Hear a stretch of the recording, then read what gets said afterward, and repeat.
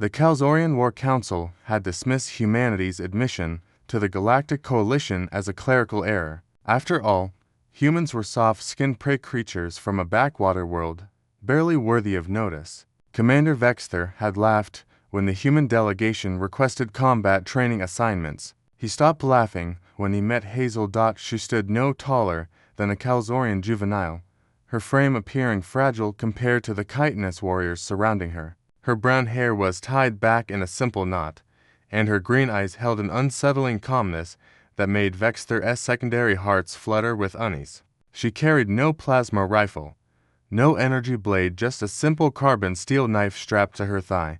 "This is your warrior." Vexter's mandibles clicked in amusement. "The Coalition sends us children now." Leo, the human diplomatic attaché, stepped forward with a tight smile. "Respectfully, Commander, Hazel has volunteered to participate in your training exercises. Standard combat assessment protocols. The Calzorian arena was designed to break spirits, holographic predators, environmental hazards, and live combat opponents tested every warrior who sought to join the elite guard. The average completion time was 47 minutes. The record was 18. Hazel entered alone. The first simulated Zarth hunter materialized 15 meters ahead, a six-legged monstrosity with serrated claws and acid sacs. Standard protocol dictated range suppression, followed by tactical retreat. The creature charged, its shriek designed to paralyze prey through auditory shock. Hazel moved. In the observation deck. Vexter's combat analysts would later slow the footage to 110 speed to understand what happened. Hazel didn't retreat. She didn't seek cover. She ran directly at the creature, her body low, movements economical. At the last possible second, she dropped and slid beneath its thorax, her knife finding the exact seam where chitin met flesh. The blade entered and exited in a single fluid motion. The Zarth hunter collapsed. Time elapsed. For seconds. Anomaly. One analyst muttered. Luck. The second wave deployed. 3 Goroth warriors, armed with plasma axes and shield generators. They were programmed with advanced combat algorithms, capable of coordinating attacks that had overwhelmed entire squads. Hazel didn't wait for them to coordinate. She picked up a fallen piece of debris, a jagged metal shard, and threw it. Not at the warriors, but at the arena's overhead lighting array. Sparks rained down, and in the moment of visual chaos, she was among them. Her knife found throat joints, neural clusters, arterial points. She moved like water flowing around obstacles, each motion purposeful, minimal, devastatingly effective. 3 Goroth warriors fell. Time elapsed. 19 seconds total. In the observation deck.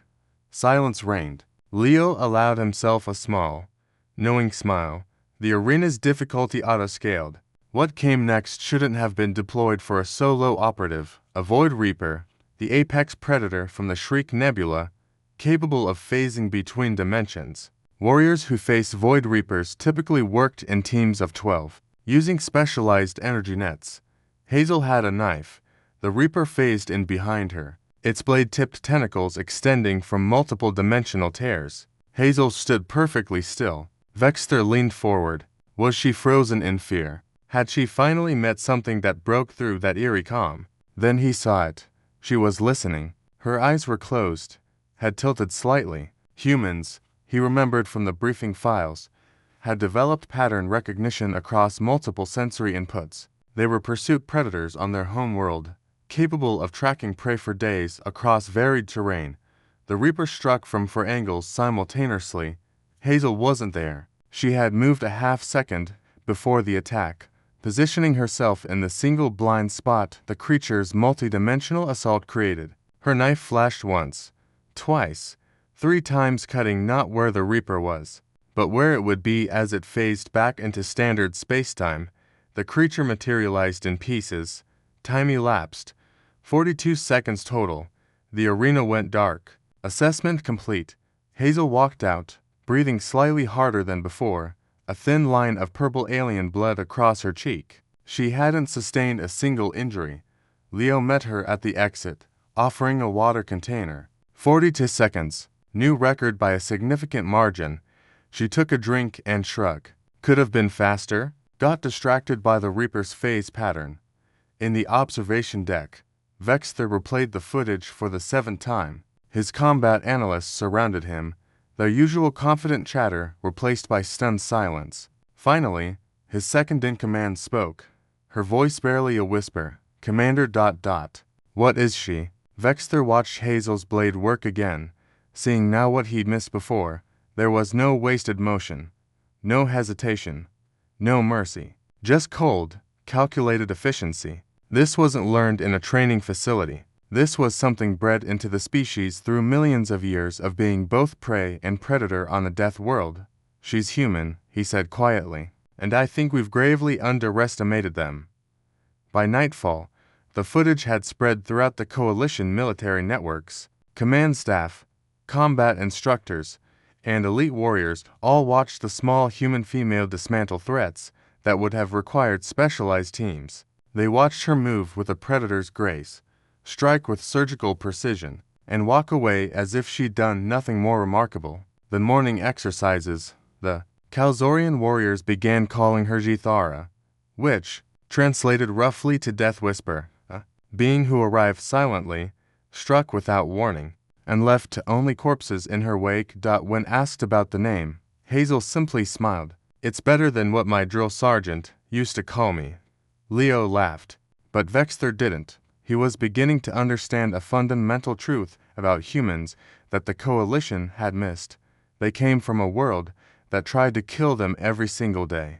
They had evolved not just to survive, but to dominate. Every predator on Earth had learned to fear the bipedal apes who hunted with tools and strategy. And now those apes had reached the stars. Within a week, the Coalition revised its assessment of humanity. Combat training programs requested human instructors. Tactical divisions studied Earth's military history with new respect. And Hazel received 16 formal requests to join elite units across the Coalition fleet. She accepted none of them. Instead, she recommended they train with Leo. Me? Leo asked, surprised. I'm a diplomat, not a soldier.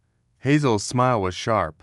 Leo, you negotiated a 3-way peace treaty between species that had been at war for 4 generations. You did it in 6 days, without firing a shot. She patted his shoulder. You're more dangerous than I'll ever be. You just used different weapons. As they walked through the Coalition station, warriors from a dozen species stepped aside, their eyes following the 2 humans with newfound respect and carefully concealed fear. The galaxy had dismissed humanity as harmless newcomers. They wouldn't make that mistake again, and